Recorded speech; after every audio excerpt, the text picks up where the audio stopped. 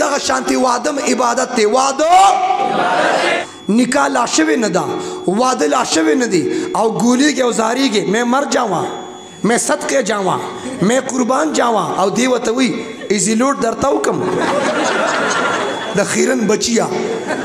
مغربی تہذیب والا وی لو بیفور میرج، شادی سے پہلے پیار. اسلام وی لو آفٹر میرج، لو آفٹر میرج. توجہ دریم حرف په نکاح کې الف دی، الف کی اشاره الفت ده. سلورم حرف ها ده، ها کی اشاره حلاوت. په نکاح سره حلاوت راځي، په نکاح سره لذت راځي، په نکاح سره مزه راځي. قرآن عظیم الشان په دریو مقاماتو کې د سکون ذکر کړي. پهلا مقام دا دی الا بذکر الله تطمئن القلوب، دا الله په ذکر کې د زړونو سکون دی. دویم دا شپه چې راخوره شي وجعل الليل سکنا، په دې شپه کې سکون دی.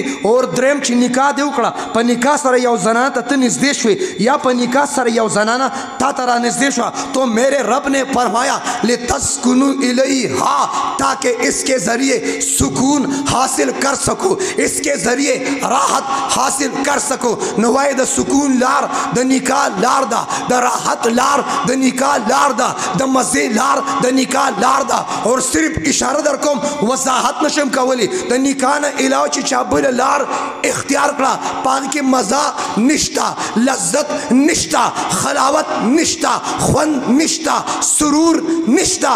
د خوند او د مزه او د لذت لار وای د نکاح لار دا. کومه لار دا؟ د نکاح د پر شرط دا دی. عمران الله راغی د نکاح د پر شرط دا دی. قاری صاحب توجه بس، د نکاح د پر شرط دا دی پہله به نکاح بیا به رستو پیاری. اسلام وی سټوډنټان توجه غواړم سټوډنټس، اسلام وی لو آفٹر میرج، لو آفٹر میرج. بنیاد نکاح، بنیاد با وادی، لو با بات کی، پیار با بات کی، الفت با بات کی. پہلے با نکائی، معیار با نکائی، معیار با دینداری، معیار با حیائی. توجہ دا نکاح نا بعد من شروع کا دا حیام دا، دا غیرت ہم دی، دا اسلام ہم دی، دا پاکستان ہم دی، دا شریعت ہم دی، دا طریقت ہم دی. بنیاد با نکائی، بنیاد با پیارو. ہاں اسلام وی لو آفٹر میرج. مغربی تہذیب والا وی لو بیفور میرج، شادی سے پہلے پیار.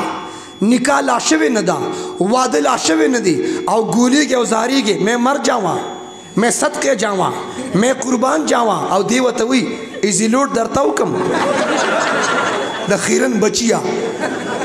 مور ته ایزی لوډ کړي. اور عید کې دله په تحفه کې سره وړم پلار له چرته یو ساده راغستې نه. په نکاح کې څو حروف دي؟ اسلام وی لو آفٹر میرج، انگریزان وی لو بیفور میرج. اور نہ پختو کی وائم نہ اردو کی وائم، وضاحت نہ کم سمجھنے والے سمجھتے ہیں. اس مغربی تہذیب والا وی چلڈرن بیفور میرج. چلڈرن نور ماتا پتہ نہیں صدی مطلب صدی. چلڈرن بیفور میرج زما استاد پر دا سکون دا راحت لار شریعت دے. توجہ بیا نکاح دو جهتونه دي. نکاح عبادت ته، نکاح سنت ته. په سنت په د بل چا واده کې خبرو کم، نن صرف یو جهت واده وا یادوم. واده عبادت ته، څنګه چې مونځ عبادت ته، تلاوت عبادت ته، ذکر عبادت ته، حج عبادت ته، عمره عبادت ته، صدقه عبادت ته، درود شریف ویل عبادت ته، دعوت اور تبلیغ عبادت ته، جهاد عبادت ته، ذکر کول عبادت ته، د ختم نبوت دفاع کول عبادت ته، ناموس رسالت دفاع کول عبادت تی، صحابہ آل بیت ناموس دفاع کول عبادت تی، ذکر عبادت تی، حج عبادت تی، عمرہ عبادت تی. اوہ دغه شانتی وادم عبادت تی. وادو